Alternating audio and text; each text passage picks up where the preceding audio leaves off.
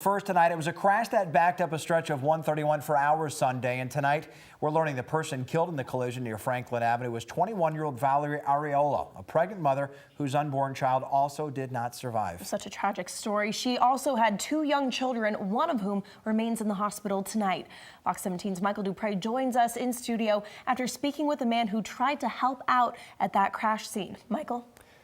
Yeah, Derek, Annie, Martin Jungles jumped into action just minutes after the crash happened. He tells me that he wasn't sure what to expect when he heard a woman's voice calling for help.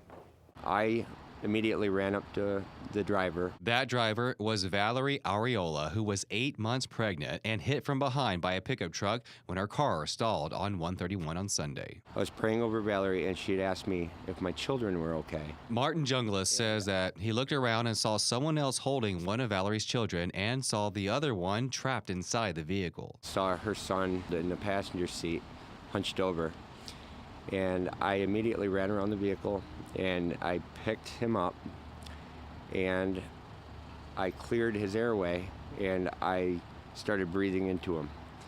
And on the third breath, he started to breathe and started to moan. Martin says the child's feet were pinned in the vehicle and that he couldn't get him out. The fireman used the jaws of life to open the vehicle. I was holding that child. Martin says that Valerie was pinned behind the steering wheel and only had one thing on her mind. Her only concern was for her children. She didn't care about her pain. She didn't care about her injuries. She just wanted to make sure that her children were all right. A sentiment that Martin can identify with, after his own 9-year-old son was injured on New Year's Day when a tree limb fell on him. My son was non-responsive, and I actually breathed air into my son, and my son actually responded on the second breath. As his son recovers, just doors down at the hospital from Valerie's 3-year-old son, Memo, Martin says his heart goes out to Valerie's family. I really had no idea in my heart that Valerie was injured to the extent that she was, and later I found out that she had passed away and went to be with the Lord. But she knew as she passed away that her children were safe.